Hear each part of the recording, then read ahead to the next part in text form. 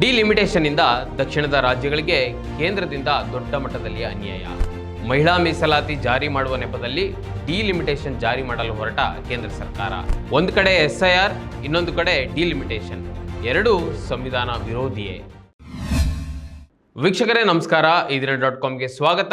ನಾನು ಮನೋಜ್ ಆರ್ ಕಂಬಳಿ. ಒಂದು ಕಡೆ ದೇಶದಾದ್ಯಂತ ಎಸ್ಐಆರ್ ನಡೀತಾ ಇದೆ, ಅದು ಇನ್ನೂ ಮುಗ್ದೇ ಇಲ್ಲ. ಅದಿರುವಾಗಲೇ ಭಾರತದ ಜನತೆಯನ್ನು ಮತ್ತೆ ಡಿವೈಡ್ ಮಾಡಲು ಡಿಲಿಮಿಟೇಷನ್ ಅಸ್ತ್ರವನ್ನು ಕೇಂದ್ರ ಸರ್ಕಾರ ಉಪಯೋಗಿಸ್ತಿದ್ದಾರೆ. ಒಂದು ಕಡೆ ಇದು ಕೇಂದ್ರದಲ್ಲಿ ಮಹಿಳಾ ಮೀಸಲಾತಿಗಾಗಿ 3 ದಿನಗಳ ವಿಶೇಷ ಅಧಿವೇಶನದಲ್ಲಿ ಡಿಲಿಮಿಟೇಷನ್ ಚರ್ಚೆ ನಡೆಸಲಾಗುವುದು ಎಂದು ಹೇಳಲಾಗ್ತಾ ಇದೆ. ಮಹಿಳಾ ಮೀಸಲಾತಿ ಕಾಯ್ದೆಗೆ ತಿದ್ದುಪಡಿ ತರಲು ಹೊರಟಿರುವ ಕೇಂದ್ರ ಸರ್ಕಾರಕ್ಕೆ ಎಲ್ಲ ಪಕ್ಷಗಳು ಬೆಂಬಲವನ್ನು ಸೂಚಿಸಿದ್ರೂ ಸಹ ಕ್ಷೇತ್ರ ಪುನರ್ವಿಂಗಡಣೆಗೆ ಅಂದರೆ ಡಿಲಿಮಿಟೇಷನ್ಗೆ ದಕ್ಷಿಣದ ರಾಜ್ಯಗಳು ಭಾರಿ ಮಟ್ಟದಲ್ಲಿ ವಿರೋಧವನ್ನು ವ್ಯಕ್ತಪಡಿಸ್ತಾ ಇವೆ. ವಿಶೇಷವಾಗಿ ಡಿಲಿಮಿಟೇಷನ್ ಏನಾದರೂ ಆದರೆ ದಕ್ಷಿಣದ ರಾಜ್ಯಗಳಿಗೆ ಆಗುವ ಅನ್ಯಾಯದ ಬಗ್ಗೆ ಈ ವಿಡಿಯೋದಲ್ಲಿ ನಾನು ತಿಳಿಸ್ಕೊಡ್ತೀನಿ. ಜೊತೆಗೆ ಯಾರು ಡಿಲಿಮಿಟೇಷನ್ ವಿಚಾರಕ್ಕೆ ವಿರೋಧವನ್ನು ತೋರಿಸ್ತಿದ್ದಾರೆ ಅಂತ ನೋಡ್ಕೊಂಬರೋಣ. ವೀಕ್ಷಕರೇ, ಡಿಲಿಮಿಟೇಷನ್ ಅಂದರೆ ಲೋಕಸಭಾ ಕ್ಷೇತ್ರಗಳ ಪುನರ್ವಿಂಗಡಣೆ. ನೀವು ಅನ್ಕೊಬಹುದು, ಜನಸಂಖ್ಯೆ ಆಧಾರದ ಮೇಲೆ ಕ್ಷೇತ್ರಗಳು ಜಾಸ್ತಿ ಆದರೆ ಒಳ್ಳೆಯದೇ ಆಗತ್ತೆ ಅಲ್ವಾ ಅಂತ. ಆದರೆ ಒಳ್ಳೆಯದಕ್ಕಿಂತ ದಕ್ಷಿಣದ ರಾಜ್ಯಗಳಿಗೆ ದೊಡ್ಡ ಮಟ್ಟದಲ್ಲಿ ನಷ್ಟವೇ ಹೆಚ್ಚಾಗ್ತದೆ. ಉದ್ದೇಶಿತ ಕ್ಷೇತ್ರ ಪುನರ್ವಿಂಗಡಣೆ ಪ್ರಕ್ರಿಯೆ ಬಗ್ಗೆ ದಕ್ಷಿಣ ಭಾರತದ ಬಿಜೆಪಿಯೇತರ ಮುಖ್ಯಮಂತ್ರಿಗಳು ವಿರೋಧಿಸಿದ್ದು ತಮ್ಮ ರಾಜ್ಯಗಳ ಹಿತಾಸಕ್ತಿಯ ಬಗ್ಗೆ ಕಳವಳವನ್ನು ವ್ಯಕ್ತಪಡಿಸ್ತಾ ಇದ್ದಾರೆ. ತಮಿಳುನಾಡು ರಾಜ್ಯವಂತೂ ಒಂದು ಹೆಜ್ಜೆ ಮುಂದೆ ಹೋಗಿ, ಅಂದರೆ ಡಿಎಂಕೆ ಪಕ್ಷ ಇದೇ ಏಪ್ರಿಲ್ 16ರಂದು ರಾಜ್ಯಾದ್ಯಂತ ಕಪ್ಪು ಬಾವುಟ ಪ್ರದರ್ಶನವನ್ನು ಮಾಡಿ ಪ್ರತಿಭಟನೆಯನ್ನು ಮಾಡುವ ಸೂಚನೆಯನ್ನು ನೀಡಿದೆ. ಕ್ಷೇತ್ರ ಪುನರ್ವಿಂಗಡಣೆಯಿಂದ ದಕ್ಷಿಣದ ರಾಜ್ಯಗಳ ಹಿತಾಸಕ್ತಿಗೆ ಧಕ್ಕೆ ತರುತ್ತದೆ ಎಂದು ತಮಿಳುನಾಡು ಮುಖ್ಯಮಂತ್ರಿ ಎಂ.ಕೆ. ಸ್ಟಾಲಿನ್ ಕೇಂದ್ರದ ವಿರುದ್ಧ ನೇರವಾಗಿ ವಾಗ್ದಾಳಿಯನ್ನು ನಡೆಸುತ್ತಿದ್ದಾರೆ.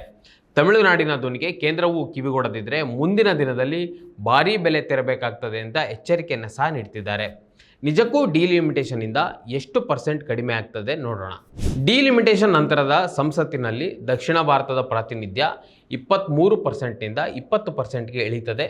ಬಿಜೆಪಿ ಬಲಿಷ್ಠವಾಗಿರುವ ಹಿಂದಿ ಭಾಗದ ರಾಜ್ಯಗಳ ಪ್ರಾತಿನಿಧ್ಯ 38%ಇಂದ 43%ಗೆ ಏರಿಕೆ ಆಗ್ತದೆ.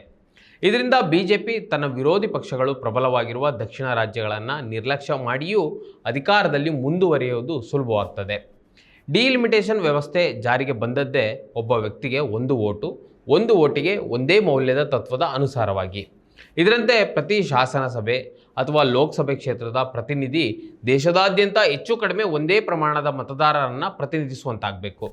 ಅದನ್ನು ಆಧರಿಸಿ ಪ್ರತಿ ರಾಜ್ಯಗಳ ಶಾಸನ ಸಭೆ ಮತ್ತು ಲೋಕಸಭೆ ಸ್ಥಾನಗಳನ್ನು ನಿಗದಿಪಡಿಸುವುದು ಡಿಲಿಮಿಟೇಷನ್ ಹಿಂದಿನ ಪ್ರಜಾತಾಂತ್ರಿಕ ಹಿತಾಸಕ್ತಿ. ಈಗ ನೋಡಿ, ಉದಾಹರಣೆಗೆ 2024ರ ಲೋಕಸಭಾ ಚುನಾವಣೆಯಲ್ಲಿ ಉತ್ತರ ಪ್ರದೇಶದಲ್ಲಿ 15.44 ಕೋಟಿ ಮತದಾರರಿದ್ದರು. ಉತ್ತರ ಪ್ರದೇಶಕ್ಕೆ ನೀಡಿರುವ ಒಟ್ಟು ಲೋಕಸಭೆ ಸ್ಥಾನಗಳ ಸಂಖ್ಯೆ 80. ಅಂದರೆ ಉತ್ತರ ಪ್ರದೇಶದಲ್ಲಿ ಒಬ್ಬ ಲೋಕಸಭೆಯ ಪ್ರತಿನಿಧಿ ಸರಾಸರಿ 19 ಲಕ್ಷ ಜನರನ್ನು ಪ್ರತಿನಿಧಿಸುತ್ತಿದ್ದರು. ಅದೇ ರೀತಿ 2024ರ ಲೋಕಸಭೆ ಚುನಾವಣೆಯಲ್ಲಿ ತಮಿಳುನಾಡಿನಲ್ಲಿ 6.24 ಕೋಟಿ ಮತದಾರರಿದ್ದರು.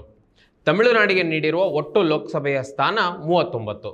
ಅಂದರೆ ತಮಿಳುನಾಡಿನಲ್ಲಿ ಒಬ್ಬ ಲೋಕಸಭೆಯ ಪ್ರತಿನಿಧಿ ಸರಾಸರಿ 16 ಲಕ್ಷ ಮತದಾರರನ್ನು ಪ್ರತಿನಿಧಿಸುತ್ತಿದ್ದರು. ಇದರಿಂದ ಲಾಜಿಕಲ್ ಆಗಿ ಉತ್ತರ ಪ್ರದೇಶದ ಮತದಾರರ ಮತದಾನದ ಮೌಲ್ಯ ತಮಿಳುನಾಡಿನ ಮತದಾರರ ಮೌಲ್ಯಕ್ಕಿಂತ ಕಡಿಮೆಯಾಗಿ ಬಿಡ್ತದೆ. ಆದ್ದರಿಂದ ಡಿಲಿಮಿಟೇಷನ್ ವ್ಯವಸ್ಥೆಯು ಇದನ್ನು ಸರಿಪಡಿಸಿ ದೇಶದಾದ್ಯಂತ ಸರಾಸರಿ ತಲಾ 10 ಲಕ್ಷಕ್ಕೋ ಅಥವಾ 15 ಲಕ್ಷಕ್ಕೋ ಒಬ್ಬರು ಲೋಕಸಭೆಯ ಪ್ರತಿನಿಧಿ ಅಂತ ಮಾಡಬೇಕಿತ್ತು. ಆದರೆ ಇದರಿಂದ ಜನಸಂಖ್ಯೆ ಹೆಚ್ಚಿರುವ ರಾಜ್ಯಗಳ ಪ್ರಾತಿನಿಧ್ಯ ಹೆಚ್ಚಾಗಿ ಜನಸಂಖ್ಯೆ ನಿಯಂತ್ರಣ ಮಾಡಿದ ರಾಜ್ಯಗಳ ಪ್ರಾತಿನಿಧ್ಯ ಕಡಿಮೆ ಆಗಿಬಿಡ್ತದೆ.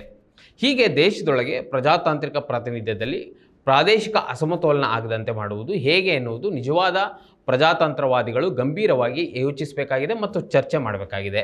ಆದರೆ ಮೋದಿ ಸರ್ಕಾರ ಯಾವುದೇ ಪರಿವಿಲ್ಲದೆ ಡಿಲಿಮಿಟೇಷನನ್ನು ತನ್ನ ಫ್ಯಾಸಿಸ್ಟ್ ಸರ್ವಾಧಿಕಾರದ ಮುಂದುವರಿಕೆಗೆ ತಕ್ಕಂತೆ ಬಳಸ್ಕೊಳ್ತಿದೆ ಅನ್ನೋದು ಇಲ್ಲಿ ಸ್ಪಷ್ಟ.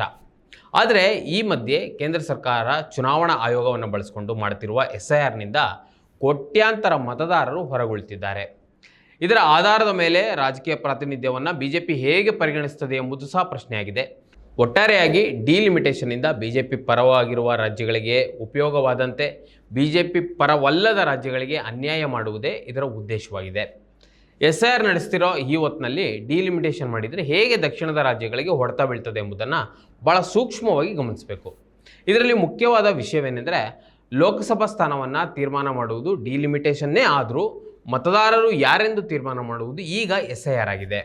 ಯಾವುದೇ ಮತದಾರರ ಪರಿಷ್ಕರಣೆಯ ವೇಳೆ ಮತದಾರರನ್ನು ಸೇರಿಸಿಕೊಳ್ಳಬೇಕೇ ಹೊರತು ಕೋಟ್ಯಾಂತರ ಮತದಾರರು ಈ ದೇಶದ ನಾಗರಿಕರಲ್ಲ ಅಂತ ಹೇಳ್ತಿರುವುದು ಬಿಜೆಪಿಯೇತರ ಮತದಾರರನ್ನು ಹೊರಗಿಡುವ ಉದ್ದೇಶವೇ ಆಗಿದೆ. SIR ನಂತರದ ಡಿಲಿಮಿಟೇಷನ್ನಿಂದಾಗಿ ದಕ್ಷಿಣದ ರಾಜ್ಯಗಳು ಹೇಗೆ ಹೆಚ್ಚು ಪೆಟ್ಟು ತಿಂತಿವೆ ಅಂತ ಒಮ್ಮೆ ನೋಡೋಣ. ಹೆಂಗಂದರೆ ಈಗಾಗಲೇ SIR ಮುಗಿದಿರುವ ಉತ್ತರ ಪ್ರದೇಶ ಮತ್ತು ತಮಿಳುನಾಡನ್ನೇ ಉದಾಹರಣೆಯಾಗಿ ತೆಗೆದುಕೊಂಡು ನೋಡೋಣ.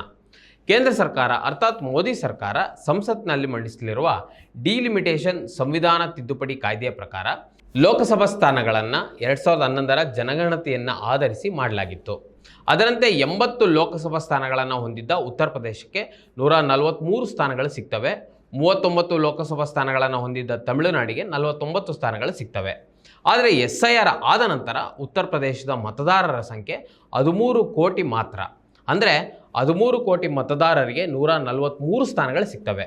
ಮೊದಲು 80 ಕ್ಷೇತ್ರಗಳಿದ್ದ ಉತ್ತರ ಪ್ರದೇಶಕ್ಕೆ ಸಿಗುತ್ತಿರುವುದು 143 ಸ್ಥಾನಗಳು. ಅಂದರೆ SIR ಮತ್ತು ಡಿಲಿಮಿಟೇಷನ್ ಆದ ನಂತರ ಉತ್ತರ ಪ್ರದೇಶದಲ್ಲಿ ಸರಾಸರಿ 9 ಲಕ್ಷ ಜನರಿಗೆ ಒಬ್ಬರು ಲೋಕಸಭಾ ಸದಸ್ಯರು ಪ್ರತಿನಿಧಿಸುತ್ತಾರೆ. ಆದರೆ ತಮಿಳುನಾಡು ವಿಚಾರಕ್ಕೆ ಬಂದರೆ ತಮಿಳುನಾಡಿನಲ್ಲಿ SIR ಆದ ನಂತರ ಮತದಾರರ ಸಂಖ್ಯೆ ಈಗ ಇರುವುದು 5 ಕೋಟಿ. ಹೀಗಾಗಿ ಈಗ ಅಲ್ಲಿ 5.67 ಕೋಟಿ ಮತದಾರರಿಗೆ ಸ್ಥಾನಗಳು 49 ಸಿಗ್ತವೆ. ಈ ಕಾರಣದಿಂದ SIR ಮತ್ತು ಡಿಲಿಮಿಟೇಷನ್ ಆದ ನಂತರ ತಮಿಳುನಾಡಿನಲ್ಲಿ ಸರಾಸರಿ 11.57 ಲಕ್ಷ ಜನರಿಗೆ ಒಬ್ಬರು ಲೋಕಸಭಾ ಸದಸ್ಯರು ಪ್ರತಿನಿಧಿಸುತ್ತಾರೆ. ಅಂದರೆ SIR ಮತ್ತು ಡಿಲಿಮಿಟೇಷನ್ ಆದ ನಂತರ ಉತ್ತರ ಪ್ರದೇಶದಲ್ಲಿ 9.36 ಲಕ್ಷ ಜನರಿಗೆ ಒಬ್ಬರು ಲೋಕಸಭಾ ಸದಸ್ಯರು, ತಮಿಳುನಾಡಿನಲ್ಲಿ ಮಾತ್ರ 11 ಲಕ್ಷ ಜನರಿಗೆ ಒಬ್ಬರು ಲೋಕಸಭಾ ಸದಸ್ಯರು. ಹೀಗಾಗಿ SIR ನಂತರದ ಡಿಲಿಮಿಟೇಷನ್ನಿಂದಾಗಿ ದಕ್ಷಿಣದ ರಾಜ್ಯಗಳ ಮತಮೌಲ್ಯವೂ ಸಹ ಕಡಿಮೆ ಆಗ್ತದೆ. ಇದರಿಂದ ಒಂದು ನಾವು ಅರ್ಥ ಮಾಡ್ಕೊಳ್ಬೇಕು, ತಮಿಳುನಾಡಿಗೆ SIR ಇಂದಲೂ ಪೆಟ್ಟು, ಡಿಲಿಮಿಟೇಷನ್ನಿಂದಲೂ ಪೆಟ್ಟು. SIR ನಂತರದ ಡಿಲಿಮಿಟೇಷನ್ನಿಂದಾಗಿ ದಕ್ಷಿಣದ ಎಲ್ಲ ರಾಜ್ಯಗಳು ಇನ್ನಷ್ಟು ಪೆಟ್ಟು ತಿಂತವೆ. ಇನ್ನು ಕರ್ನಾಟಕದ ವಿಚಾರಕ್ಕೆ ಬಂದರೆ ಕರ್ನಾಟಕದಲ್ಲಿ ಇನ್ನೂ SIR ಆಗಿಲ್ಲ. ಡಿಲಿಮಿಟೇಷನ್ ಆದಮೇಲೆ ಕರ್ನಾಟಕಕ್ಕೆ 28 ಲೋಕಸಭಾ ಸ್ಥಾನಗಳಿದ್ದದ್ದು 41ಕ್ಕೆ ಏರಿಕೆ ಆಗ್ತದೆ. ಇದು ಈಗಿರುವಂತೆ ಮತದಾರರೆಲ್ಲರೂ ಉಳಿದುಕೊಂಡ್ರೂ ಕೂಡ ಸರಾಸರಿ 13 ಲಕ್ಷ ಮತದಾರರಿಗೆ ಕರ್ನಾಟಕದಲ್ಲಿ 1 ಲೋಕಸಭಾ ಸ್ಥಾನ ಸಿಗ್ತದೆ. ತಮಿಳುನಾಡಿನಂತೆ ಕರ್ನಾಟಕದಲ್ಲೂ 97 ಲಕ್ಷ ಜನರು ಏನಾದರೂ ಮತದಾನವನ್ನು ಕಳೆದುಕೊಂಡು ಅಂದರೆ ಮತದಾನದ ಹಕ್ಕಿನಿಂದ ಹೊರಗುಳಿದರೆ 11 ಲಕ್ಷ ಮತದಾರರಿಗೆ 1 ಲೋಕಸಭಾ ಸ್ಥಾನ ಕರ್ನಾಟಕದಲ್ಲಿ ಸಿಗ್ತದೆ. ಒಟ್ಟಾರೆಯಾಗಿ ಹಿಂದಿ ರಾಜ್ಯಗಳಿಗೆ ಹೋಲಿಸಿದರೆ ಹೆಚ್ಚು ಕಡಿಮೆ ಎಲ್ಲ ದಕ್ಷಿಣದ ರಾಜ್ಯಗಳು ಕೇವಲ ಲೋಕಸಭಾ ಸ್ಥಾನಗಳ ಅನುಪಾತ ಮಾತ್ರವಲ್ಲ, ತಲಾವಾರು ಮತದ ಮೌಲ್ಯವೂ ಕೂಡ ಕಡಿಮೆ ಆಗ್ತದೆ. ಉತ್ತರ ಪ್ರದೇಶದಂತೆ ತಲಾ 9.3 ಲಕ್ಷ ಮತದಾರರಿಗೆ 1 ಸ್ಥಾನದಂತೆ ಎಲ್ಲ ರಾಜ್ಯಗಳಿಗೂ ಅನ್ವಯಿಸುತ್ತಾದರೆ, ಅಂದರೆ ತಮಿಳುನಾಡಿಗೆ ಸಿಗಬೇಕಾಗಿರೋದು 49 ಸ್ಥಾನಗಳು ಮಾತ್ರ ಅಲ್ಲ, 60 ಸ್ಥಾನಗಳು. ಹಾಗೆ ಕರ್ನಾಟಕಕ್ಕೂ ಸಹ ಇನ್ನೂ ಹೆಚ್ಚುವರಿ ಸ್ಥಾನಗಳು ಸಿಗಲೇಬೇಕಾಗ್ತದೆ. ಆದ್ದರಿಂದ ಮೋದಿ ಸರ್ಕಾರ SIR ಮತ್ತು ಡಿಲಿಮಿಟೇಷನನ್ನು ಬಳಸಿಕೊಂಡು ಉತ್ತರದ ರಾಜ್ಯಗಳಿಗೆ ಅನುಕೂಲವನ್ನು ಮಾಡಿಕೊಡ್ತಾ ಇದೆ. ಇದರಿಂದ ದಕ್ಷಿಣದ ರಾಜ್ಯಗಳು ದೊಡ್ಡ ಪೆಟ್ಟನ್ನು ತಿನ್ನುತ್ತಿವೆ ಮತ್ತು ತಿನ್ನಲಿವೆ. ಇದರಲ್ಲಿ ನಿಮಗೆ ಒಂದು ವಿಷಯ ಅನಿಸಿರ್ಬೋದು, ಡಿಲಿಮಿಟೇಷನ್ ಆದರೆ ಲೋಕಸಭಾ ಸ್ಥಾನಗಳು ಹೆಚ್ಚಾಗ್ತದೆ ಅಲ್ವಾ ಅಂತ. ಅಂದರೆ ಉತ್ತರದ ರಾಜ್ಯಗಳಿಗೆ ಹೋಲಿಸಿದರೆ ದಕ್ಷಿಣದ ರಾಜ್ಯಗಳ ಸಂಖ್ಯೆ ಕಡಿಮೆ ಆಗ್ತದೆ. ಲೋಕಸಭೆಯಲ್ಲಿ ಯಾವುದಾದ್ರೂ ಮಸೂದೆಯನ್ನು ಮಂಡಿಸಬೇಕಾದ್ರೆ ಹಿಂದಿ ರಾಜ್ಯಗಳ ಸಂಸದರೇ ಅದಕ್ಕೆ ಒಪ್ಪಿಗೆಯನ್ನು ಸೂಚಿಸಿ ಅಂಗೀಕರಿಸ್ತಾರೆ. ದಕ್ಷಿಣದ ರಾಜ್ಯಗಳು ಸುಮ್ಮನೆ ಪಾರ್ಲಿಮೆಂಟ್ನಲ್ಲಿ ಕುಳಿತು ಎದ್ದು ಬರುವ ಪರಿಸ್ಥಿತಿ ನಿರ್ಮಾಣ ಮಾಡಲು ಕೇಂದ್ರ ಸರ್ಕಾರ ಹುನ್ನಾರ ನಡೆಸ್ತಾ ಇದೆ. ಆದ್ದರಿಂದ ಮೋದಿ ಸರ್ಕಾರ ತರ್ತಾ ಇರುವ SIR ಮತ್ತು ಡಿಲಿಮಿಟೇಷನ್ ಎರಡೂ ಅಸಂವಿಧಾನಿಕ, ಅಪ್ರಜಾತಾಂತ್ರಿಕ. ಎರಡನ್ನೂ ಸಂಪೂರ್ಣವಾಗಿ ವಿರೋಧಿಸಬೇಕಿದೆ. ಡಿಲಿಮಿಟೇಷನನ್ನು ಪ್ರಾದೇಶಿಕ ತಾರತಮ್ಯ ಹೆಚ್ಚು ಮಾಡದೆ ದೇಶದಾದ್ಯಂತ ಒಂದು ಓಟಿಗೆ ಹೆಚ್ಚು ಕಡಿಮೆ ಒಂದೇ ಮೌಲ್ಯ ಇರುವಂತಹ ಪ್ರಜಾತಾಂತ್ರಿಕ ಮಾರ್ಗವನ್ನು ಹುಡುಕಬೇಕಿದೆ. ಅದರಲ್ಲೂ ವಿಶೇಷವಾಗಿ ಸಂವಿಧಾನ ವಿರೋಧಿಯಾಗಿರುವ SIR ಈ ಕೂಡಲೇ ರದ್ದಾಗಬೇಕಿದೆ. ವೀಕ್ಷಕರೇ, ಈ ವಿಡಿಯೋದ ಕುರಿತು ನಿಮಗೇನು ಅನಿಸ್ತು ಕಮೆಂಟ್ ಮಾಡಿ ತಿಳಿಸಿ. ಮತ್ತು ಇದೇ ರೀತಿ ಸಾಕಷ್ಟು ವಿಡಿಯೋಗಳಿಗೆ ನಮ್ಮ ಈದಿನ.com ಯೂಟ್ಯೂಬ್ ಚಾನಲ್ನ ಸಬ್ಸ್ಕ್ರೈಬ್ ಮಾಡಿ ಮತ್ತು ನಮ್ಮನ್ನು ಬೆಂಬಲಿಸಿ. ನಮಸ್ಕಾರ.